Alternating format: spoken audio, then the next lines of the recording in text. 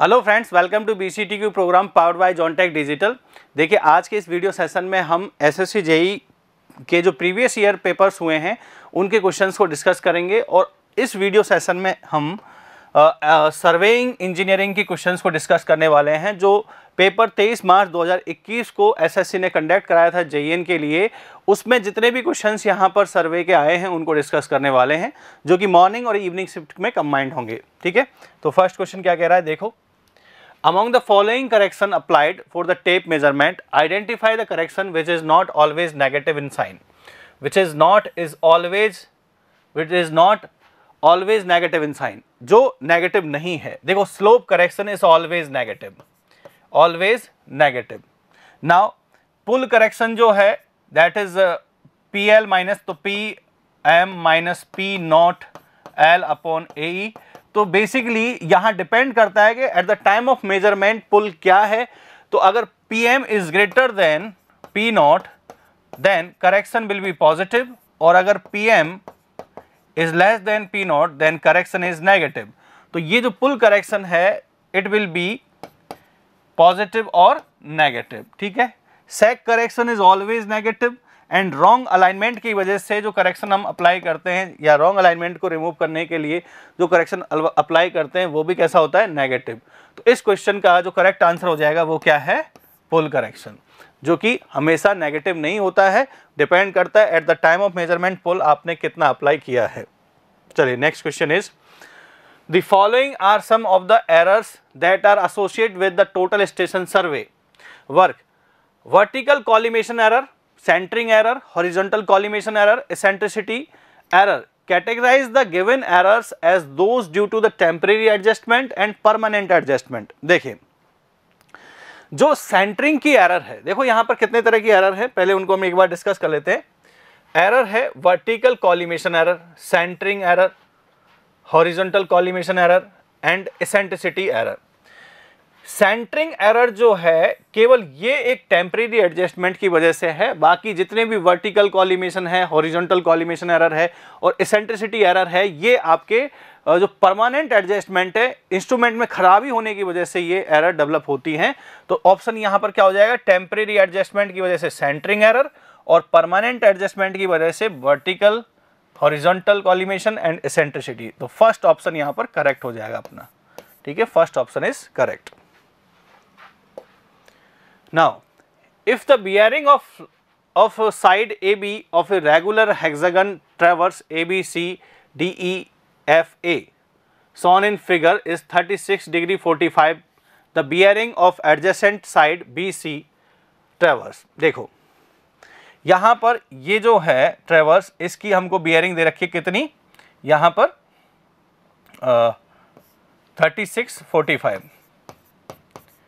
3645 और हमसे अब इस BC लाइन की बियरिंग पूछी है कि इसकी बियरिंग क्या होगी, एडजेसेंट लाइन BC की बियरिंग क्या होगी। क्लियर। तो सबसे पहले बहुत सिंपल सा क्वेश्चन है कि हमको अगर कहीं से भी ये एंगल पता लग जाए, एक तो इंटरनल एंगल रेगुलर हेक्सागन है, तो रेगुलर हेक्सागन है, यहाँ पर सारी साइड्स इक्वल हैं और रेगुलर हेक्सागन में जो भी टोटल एंगल होगा, सम ऑफ ऑल एंगल क्या हो जाएगा, देखो sum of all angles, interior angles 2n-4 into 90 degree. तो n है यहाँ 6, तो 2 इंटू 6 - 4 इंटू 90 डिग्री। तो ओवरऑल एंगल हो जाएंगे अपने पास यहाँ पर 720 डिग्री। ठीक है, 720 degree is the sum of the all internal angle. तो हर एक एंगल कितने का हो जाएगा, यहाँ पर 6 एंगल्स हैं, तो ईच एंगल इज ऑफ 720/6। तो ये कितना हो जाएगा, 120 डिग्री। हर एक एंगल कितने का है, 120 डिग्री का है। ठीक है, बहुत आसान तरीके से आपने हर एक एंगल को कैलकुलेट कर लिया। अब आपसे पूछा है कि इस लाइन की बियरिंग क्या होगी। देखो आपको इस तरह से दे रखा है, ये एक लाइन है, इसकी बियरिंग आपको दे रखी है 3645 और ये एंगल दे रखा है 120 डिग्री और ये एंगल हमको पता होगा क्योंकि यहाँ पर ये नॉर्थ मैंने यहाँ रेफरेंस लगाया, तो ये एंगल मुझे मेजर करना है। ठीक है, अब कैसे हम मेजर कर सकते हैं? ओवरऑल अगर हम देखें तो पहले मुझे ये एंगल पता लग जाए कहीं से भी, ये एंगल, और इस एंगल में से अगर 120 माइनस कर दूं तो मेरे पास यही रह जाएगा। तो ये एंगल जो आपको दिखाई दे रहा है, ये एक्चुअली ये क्या है? लाइन ए बी की बैक बियरिंग है। This is the theta B A, back bearing of line A B. और बैक बियरिंग कैसे कैलकुलेट करेंगे? 4 bearing of line A B that is 3645 plus 180 degree. ठीक है, आपको पता है किसी लाइन की बैक बियरिंग और 4 बियरिंग का जो डिफरेंस होता है वो 180 डिग्री होता है। तो यहां से ये वैल्यू जो आ जाएगी आपकी 6, 1 and 216 degree 45 minute, this is the angle. और अगर इसमें से हम 120 डिग्री माइनस कर दें तो हमें जो नेक्स्ट लाइन है बी सी, उसकी हमको बियरिंग पता लग जाएगी। तो 216 डिग्री और 45 मिनट में से अगर मैं 120 डिग्री माइनस कर देता हूं तो मेरे पास रह जाएगा यहां पर 9645। तो 9645 is the correct answer. Simple geometrical question है, बस एक कंसेप्ट आपको पता होना चाहिए कि किसी भी लाइन का जो 4 बियरिंग और बैक बियरिंग का जो डिफरेंस है वो कितना होता है? 180 डिग्री। बस उसी को यूज करना है। देखो एंगल है, आपको ये एंगल दे रखा है, ये एंगल 120 डिग्री कैसे आया? तो रेगुलर हेक्सागन है, सारी साइड इक्वल है, तो आपने सबसे पहले जितने भी इंटरनल एंगल्स हैं उनका सम कैलकुलेट किया। 2n-4 इंटू 90 डिग्री से वहाँ से आया 720। अगर आपको नहीं पता तो आप कैलकुलेट कर सकते हैं। और अगर आपको वैसे भी पता है कि रेगुलर हेक्सागन के हर एक एंगल जो होगा इंटीरियर एंगल वो कितने का होगा? 120 डिग्री का। इस हिसाब से हमने इसको कैलकुलेट किया है। चलिए next question is, in a leveling survey work, the first staff reading taken to a staff station after shifting the instrument station, the last staff reading taken to the staff station before the instrument is shifted are respectively। Process से related question है, तो पहले process को हम drawing में convert करेंगे। In a levelling survey work the first staff reading taken to a staff station, to a staff station. ठीक है, ऐसी कुछ प्रोसेस है ये। अब इसके बाद क्या कह रहा है? To a staff station after shifting the instrument, after the shifting the instrument.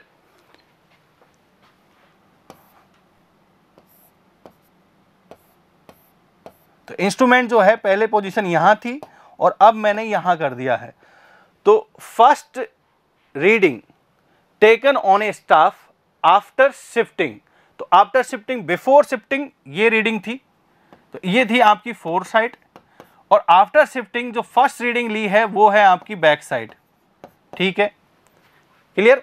Now and the last reading taken to a staff station before the instrument is shifted. और इंस्ट्रूमेंट जब शिफ्ट नहीं किया उससे पहले कौन सी रीडिंग ली थी? उससे पहले लास्ट रीडिंग कौन सी ली थी? तो वो थी फोर साइड। तो यहां जो करेक्ट आंसर है that is back side and four side. Correct answer क्या हो जाएगा यहां पर? Back side.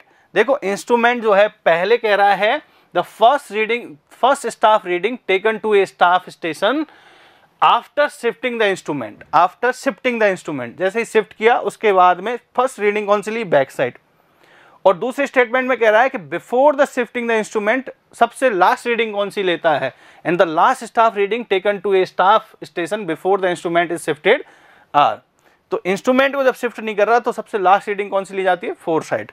तो करेक्ट आंसर हो जाएगा यहां पर डी। ठीक है, चलिए next question is, the quadrantal bearing of line A B is S south 31 degree 35 east minute east then the whole circle bearing किस क्वाड्रेंट में है?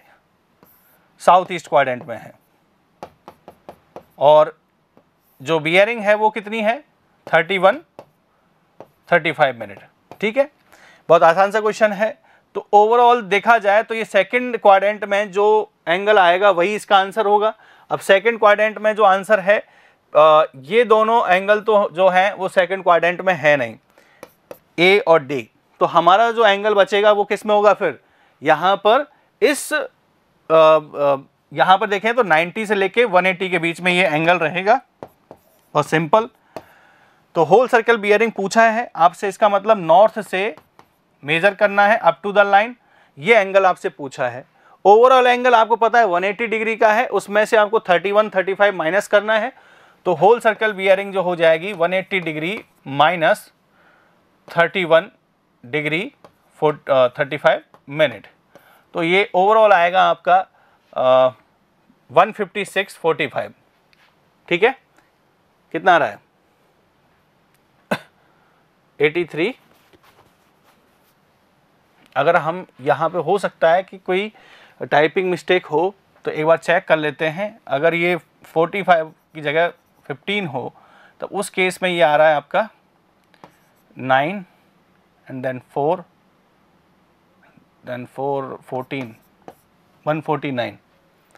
चलो कोई नहीं, यहाँ पर हो सकता है कोई टाइपिंग मिस्टेक की वजह से एरर, जो क्वेश्चन का आंसर है वो मैच नहीं कर रहा है, बट फिर भी बहुत सिंपल सा लॉजिक है, आपको इसको कन्वर्ट करना है। तो 31 डिग्री 35, अब अगर इसके बेस पर, इसी क्वेश्चन के बेस पर जो डेटा लिखा हुआ है उसके बेस पर अगर हम इस क्वेश्चन को सॉल्व करें तो 31 डिग्री 35 मिनट, तो 180 में से केवल आपको इसको माइनस करना है, 180 में से इसको केवल माइनस करना है, तो यहाँ पर जो भी आंसर होगा that will be the correct answer. तो एक बार आप इसको क्रॉस चेक कीजिएगा, कंसेप्ट यही है इसके पीछे। ठीक है, what is the principle of plane surveying. देखिए कोई भी सर्वे हो, अगर आप सर्वे कर रहे हैं तो ऑप्शंस को एक बार देख लेते हैं। Working from whole to part, working from point to area. देखिए आप जब भी कोई सर्वे कर रहे हो तो सर्वे का जो मेन प्रिंसिपल है, मेन फंडामेंटल है, वो क्या कहता है, working from whole to part, whole to part. तो main principle of surveying is working from whole to part is the correct answer. और जब भी आप इस प्रिंसिपल का यूज करते हैं, इस प्रिंसिपल के अकॉर्डिंग सर्वे करते हैं, तो जो एरर है वो मिनिमाइज हो जाती हैं और किसी दूसरे सर्वे वर्क में डायरेक्टली रिफ्लेक्ट नहीं होती हैं। ये इसका एक मेन फंडामेंटल है कि हमको एरर को क्या करना है, मिनिमाइज करना है, वो एक्यूमुलेट नहीं होती हैं। और जैसे जैसे हम सर्वे वर्क या सर्वे करते जाते हैं तो ये दूसरे सर्वे वर्क में रिफ्लेक्ट नहीं होगी और इनका जो अमाउंट है, वो मैग्नीट्यूड जो है वो बढ़ता नहीं जाएगा, वो क्या होता जाएगा, रिड्यूस होता चला जाएगा, मैग्नीफाई होता चला जाएगा। चलिए next question is, the following readings were obtained during the differential levelling, reduce level of point A is 240 meter and the foresight and backside between A and TP1 turning point 1 हमको दे रखी है। ठीक है, respectively and foresight and backside TP1 and TP2 is that, then the backside from B, चलो यहाँ पर reading तो सब कुछ दे ही रखी है अपने को। The back side from B is 1.722 metre, these are marked on given figure. What is the RL of turning point 2 TP2, all the values are in metres. RL पूछा है आपसे इसका, ठीक है, आपको सारी वैल्यूज तो गिवन है, बस आपको इसमें क्या करना है, लेवलिंग का कंसेप्ट लगाना है। तो आपको यहाँ पर 240 RL ऑफ ए दे रखा है, बैक साइड दे रखी है, तो हाइट ऑफ इंस्ट्रूमेंट कितना हो जाएगा। देखो मैं डायरेक्टली इसको प्रोसेस से सॉल्व कर रहा हूँ, तो इस लाइन का जो RL होगा, लाइन ऑफ कॉलिमेशन का जो RL है, that is called as height of instrument.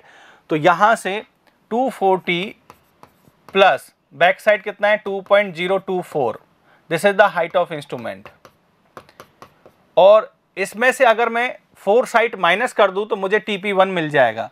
तो RL ऑफ TP1 कितना हो जाएगा, height of instrument minus 4 bearing या 4 साइड, तो ये हो जाएगा आपका 240 प्लस 0.204 माइनस 1.420। तो देखिए क्या आंसर आ रहा है, यहाँ से कैलकुलेट कीजिए, आप भी कैलकुलेट कीजिए। इससे जो आंसर आएगा 240 माइनस या प्लस 2.024 माइनस 1.420, तो यहाँ से जो आंसर आ रहा है that is 240.604 is the RL of TP1। देन अब इसके बाद में हम इस लाइन ऑफ कॉलिमेशन का RL फाइंड आउट कर सकते हैं, मतलब height of instrument, second height of instrument मिलेगी हमको ये। तो ये हो जाएगा फिर से height of instrument is equal to RL of TP1 कितना था 240.604 प्लस बैक साइड कितनी है इस टाइम पे 1.986, तो plus 1.986, this is the height of instrument. और अगर इसमें से मैं 2.10 यानी कि 4 साइड एट TP2 माइनस कर दूं तो मुझे RL ऑफ TP2 मिल जाएगा। तो RL of TP2 is equal to ये हो जाएगा 204.604 प्लस 1.986 माइनस 2.100। देखते हैं इसका आंसर क्या आ रहा है। 240.604 प्लस 1.8986 माइनस 2.1, तो ये जो आंसर आ रहा है 240.49 metre is the correct answer. ठीक है, तो 240.49 इज द करेक्ट आंसर। तो option D is the correct answer. ठीक है, प्रोसेस है, प्रोसेस से रिलेटेड क्वेश्चन पूछा है, आसानी से आप इसको सॉल्व कर सकते हैं। बस थोड़ी सी कैलकुलेशन जो है वो लेंथी हो सकती है आपके लिए, बट पेपर और पेन और पेपर से ये कैलकुलेशन भी ज़्यादा हार्ड एंड फास्ट नहीं लगेगी, तो इसलिए कंसेप्ट पे फोकस कीजिए, क्वेश्चन अच्छे पूछते हैं बोर्ड। चलिए next question is which of the following action is not a permanent adjustment in case of transit theodolite. इनमें से कौन सा परमानेंट एडजस्टमेंट नहीं है। ठीक है, यही पूछा है, which of the following action is not a permanent adjustment. Permanent adjustment कौन सा नहीं है। Axis of telescope level adjusted to parallel to the line of collimation। axis of telescope और line of collimation जो है वो पैरेलल होने चाहिए। ठीक है, horizontal axis is perpendicular to the vertical axis when the instrument is leveled। ठीक है, axis of plate level adjusted to the perpendicular to the vertical axis, ये भी ठीक है। and now bringing the vertical axis of theodolite exactly over the station mark। देखो, bringing the vertical axis of the theodolite exactly over the station mark, मतलब centering proper होनी चाहिए, centering. अब जितने भी ये हैं आपसे पूछा है नॉट ए परमानेंट एडजस्टमेंट। भाई एक्सिस ऑफ टेलीस्कोप जो है वो लाइन ऑफ साइट या लाइन ऑफ कॉलिमेशन के पैरेलल होनी चाहिए, जिससे कॉलिमेशन एरर ना आए। दूसरी जो हॉरिजॉन्टल एक्सिस है वो वर्टिकल एक्सिस के परपेंडिकुलर होनी चाहिए। ये इंस्ट्रूमेंटल कॉन्फ़िगरेशन है, तो ये भी एक परमानेंट एडजस्टमेंट है, ये भी एक परमानेंट एडजस्टमेंट है। Now axis of the plate level adjusted to the perpendicular to the vertical axis. जो प्लेट लेवल एक्सिस है वो किसके परपेंडिकुलर होनी चाहिए, वर्टिकल एक्सिस के। And bringing the vertical axis of theodolite exactly over the station mark. तो ये जो है एक्चुअली आप क्या कर रहे हैं, सेंटरिंग कर रहे हैं। तो ये सेंटरिंग जो है टेम्परेरी एडजस्टमेंट है, तो यहाँ जो करेक्ट आंसर हो जाएगा वो डी हो जाएगा। ठीक है, चलिए next. A 50 metre tape is held 2 metre out of line, what is the true length. देखिए एक 50 मीटर टेप है, अब मान के चलिए उसको मेजर करना है आपको यहाँ पर, लेकिन आपने उसको पकड़ के रखा है यहाँ, 50 मीटर टेप है और 2 मीटर है ये आउट ऑफ लाइन। तो इसकी जो ट्रू लाइन है वो कितनी हो जाएगी। तो मिस अलाइनमेंट की वजह से जो करेक्शन होगा that is correction for misalignment is equal to minus h square. तो यहाँ डिस्टेंस कितनी हो रही है by 2l minus 2 into 2 that is distance that is h small h, तो t स्क्वायर अपॉन 2 इंटू 50। तो ये हो जाएगा आपका 2 से 2 कैंसिल आउट हो जाएगा, या फिर माइनस 4 अपॉन 100। तो ये हो गया आपका 0.04 मीटर। तो 50 में से अगर हम माइनस करें तो ये हो जाएगा 50 माइनस 0.04। यहाँ से आपको ये कैलकुलेट करना है, तो ये हो जाएगा आपका 59.96 मीटर। मिस अलाइनमेंट की वजह से अगर आप करेक्ट अलाइनमेंट में होते तो कोई करेक्शन अपने को अप्लाई नहीं करना पड़ता, लेकिन यहाँ पर आप ए बी की जगह पर ए बी डैश पर मेजर कर रहे हैं, तो आप अपने ओरिएंटेशन से, आप अपने अलाइनमेंट से डिस्ट्रैक्ट हो चुके हैं और दूसरी अलाइनमेंट पे आप मेजरमेंट ले रहे हो, तो यहाँ एरर आएगी और उस एरर को रिमूव करने के लिए आप करेक्शन अप्लाई करेंगे और करेक्शन अप्लाई करने के बाद में आप ट्रू लेंथ कैलकुलेट करेंगे। So true length is equal to क्या हो जाएगा, मेजर्ड लेंथ माइनस करेक्शन। ठीक है, मेजर्ड लेंथ माइनस करेक्शन। चलिए next question is the scale of a map is represented by representative fraction as 1:400,000 and the distance between 2 points A and B in map is 10 centimeter. The distance AB on the ground is in kilometer. देखो refraction representative fraction है, तो representative fraction actually same unit में ही scale को denote करता है। तो अगर मैं इसको इंजीनियर्स स्केल में कन्वर्ट करूं तो ये हो जाएगा 1 centimetre is equal to 4000 centimetre. ठीक है, इसका मतलब हम कह सकते हैं यहाँ पर 40 metre, 1 centimetre is equal to 40 metre. अब हमसे पूछा जा रहा है कि भैया अगर कोई पॉइंट ए और बी के बीच की मैप डिस्टेंस जो है 10 सेंटीमीटर है, तो ग्राउंड डिस्टेंस कितनी होगी। तो 10 सेंटीमीटर के लिए कितना हो जाएगा, 10 centimetre is represented by 400 metre on ground. ये मैप डिस्टेंस और ये ग्राउंड डिस्टेंस, तो इसका मतलब जो करेक्ट आंसर होगा that is 0.4 metre, 0.4 kilometre. Kilometre में पूछा है तो 0.4 किलोमीटर, 400 मीटर को हम 0.4 किलोमीटर भी लिख सकते हैं। तो करेक्ट आंसर क्या हो जाएगा, 0.4 मीटर। ठीक है, देखिए next question is identify the biggest और longest line of the main survey line in chain surveying. कौन सी होती है, देखिए जो आपकी बेस लाइन होती है, जो बेस लाइन होती है, it is the longest line of the chain survey या triangulation which divides the whole survey area in almost 2 equal parts. ये बेस लाइन जो है ये सर्वे, चेन सर्वेइंग या ट्राइंगुलेशन में ये सबसे बड़ी लाइन होती है जो सर्वे एरिया को लगभग 2 इक्वल पार्ट्स में डिवाइड करती है। इस लाइन को बहुत ज़्यादा एक्यूरेसी के साथ में, ठीक है, मेजर किया जाता है और इसके मेजरमेंट के लिए इनबार टेप का यूज किया जाता है। ठीक है, बाकी चेक लाइन सर्वे वर्क की एक्यूरेसी को चेक करने के लिए यूज की जाती है। टाई लाइंस जो हैं इनसाइड डिटेल्स को प्लॉट करने के काम आती है। ठीक है, इस तरह से कुछ इंपॉर्टेंट लाइंस हैं और जो करेक्ट आंसर होगा जो आपसे पूछा है बिगेस्ट और longest line in A chain surveying, तो इसका आंसर होगा आपका base line.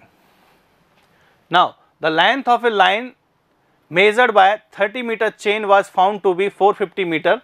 If the chain was 0.2 links short, then find out the true length of line. देखिए 30 मीटर चेन है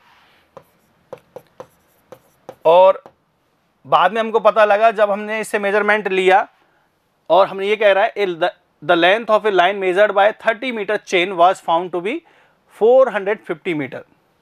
इससे जब मेजर किया तो measured length of the line जो है वो 450 मीटर है। तो मैंने कितनी बार इस चेन को यूज किया होगा इसको मेजर करने के लिए, यहां पर हो जाएगा L बाय कैपिटल L। तो ये हो गया आपका 450 बाय 30, तो ये हो जाएगा अपना 15 बार। हमने 15 बार इस चेन को यूज किया है इस लाइन को मेजर करने के लिए, लेकिन हमको बाद में पता लगा है कि चेन जो है वो 0.2 लिंक्स छोटी है। इसका मतलब उसकी जो एक्चुअल लंबाई है वो 30 मीटर नहीं, उससे कम है। एक लिंक की लेंथ होती है यहां पर 20 सेंटीमीटर। कितनी होगी, 20 सेंटीमीटर। तो यहां 20 सेंटीमीटर। अब बेसिकली एक लिंक की लेंथ है कितनी मीटर और यहां पर कितना कम हो रखा है 0.2, तो जो डिफॉर्मेशन है वो कितना है 0.2 इंटू 20 सेंटीमीटर, तो 0.4 सेंटीमीटर का यहां क्या आ रहा है, एक डिस्क्रिपेंसी आ रही है, एक एरर आ रही है। ठीक है, तो डिफॉर्मेशन जो है मीटर में अगर हम बात करें तो 0.04 मीटर का यहाँ क्या है, एरर है। टोटल एरर कितनी होगी, आप इस चेन को 15 बार यूज किए हैं, आपने इस चेन को 15 बार यूज किया है, तो टोटल करेक्शन कह सकते हो, टोटल एरर कह सकते हो। तो total correction to be applied, total correction to be applied कितना हो जाएगा भाई, एक बार चेन को अगर आप यूज करते तो मेजरमेंट बुक में लिखते 30 मीटर, और उसको करेक्ट करने के लिए आप उसमें से -0.04 मीटर माइनस करते। क्यों करते, क्योंकि वो इतनी छोटी है।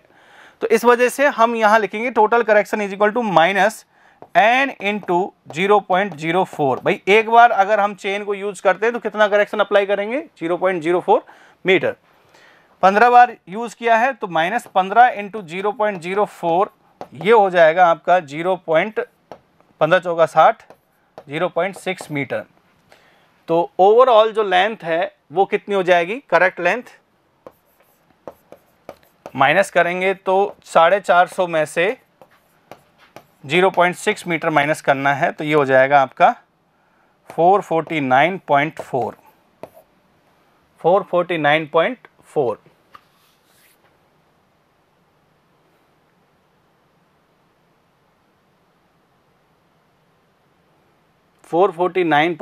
Is the correct answer.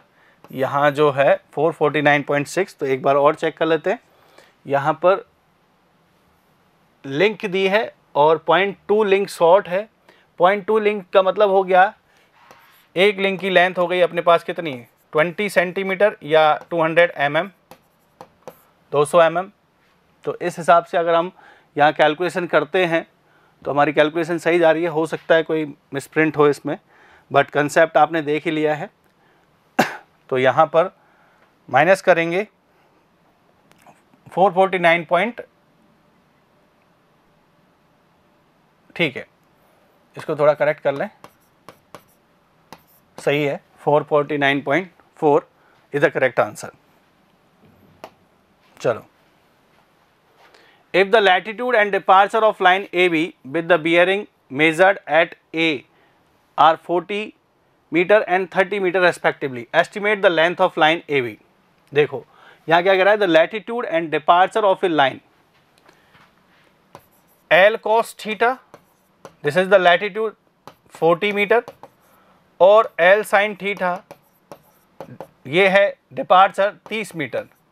Length पूछा है, तो अगर मैं इन दोनों इक्वेशन को स्क्वायर करके ऐड कर दूं तो यहाँ हो जाएगा L square common, cos square theta plus sin square theta, और यहाँ हो जाएगा राइट हैंड साइड में 40 का स्क्वायर प्लस 30 का स्क्वायर। तो L अगर हम कैलकुलेट करें तो ये वैल्यू तो हो गई ब्रैकेट वाली 1, ठीक है। L sin theta, L cos theta, theta को एलिमिनेट करना है तो इसलिए मैंने दोनों इक्वेशन को स्क्वायर करके ऐड कर दिया, और यहाँ पर हो जाएगा under root of 40 square plus 30 square, that is 50 metre. 50 metre is the length of the line, ठीक है। चलिए next question is, which of the following is a advantage of plane table survey? It is most suitable for small work, small scale maps. It replaces compass survey in magnetic areas. It is essentially a topographical instrument. It is simple and cheaper than a theodolite survey. देखो, इसका जो सबसे important advantage है plane table सर्वे का वो यही है कि ऐसी फील्ड में ये इजीली काम कर सकता है जहाँ पर मैग्नेटिक डिस्टर्बेंस हो, जहाँ हम कंपास के साथ में सर्वे नहीं कर सकते हैं, तो उस केस में ये आसानी से काम कर सकता है। तो it replace the compass survey in magnetic area is the most correct answer, ठीक है। ये जो है मैग्नेटिक एरियाज में जहां हम कंपास को यूज नहीं कर सकते वहां हम प्लेन टेबल सर्वे को आसानी से यूज कर सकते हैं। चलिए next question is, and this is the last question, convert the whole circle bearing 336 degree 40 minute to reduce bearing. देखो, होल सर्किल बियरिंग को आपसे पूछा है कि भाई इसको रिड्यूस बियरिंग में कन्वर्ट करो, और north east west east and south, ये जो लाइन है यहाँ लाई कर रही है, क्योंकि 336 जो वैल्यू है वो फोर्थ क्वाड्रेंट में आपकी लाई कर रही है, तो नॉर्थ वेस्ट इसका करेक्ट आंसर होगा। North east, north west, south west और साउथ ईस्ट। देखो इसमें कैलकुलेट करने की भी ज़रूरत नहीं है, ऑटोमेटिकली जो है ये नॉर्थ वेस्ट क्वाड्रेंट में होगा, केवल फर्स्ट ऑप्शन ही मिल रहा है। बट आप इसको कैलकुलेट भी कर सकते हैं, और वो कैसे कि ये वैल्यू है 336 डिग्री 40 मिनट, ठीक है। और ये जो एंगल है, ये एंगल कितना होगा, 360 में से अगर इस एंगल को माइनस करें तो ये हो जाएगा हमारे पास में 360 माइनस 336 40, तो ये हो जाएगा 23 डिग्री और 20 मिनट। और क्वाड्रेंट कौन सा है, नॉर्थ वेस्ट, तो north 23 degree 20 minute west is the correct answer. तो guys this is all about this video session. और इस वीडियो सेशन में हमने 23 मार्च 2021 को जो पेपर हुआ था एसएससी में, उसके मॉर्निंग और इवनिंग शिफ्ट में जो भी सर्वे के क्वेश्चंस आए हैं उनको डिस्कस किया है। So this is all about this. Thank you so much.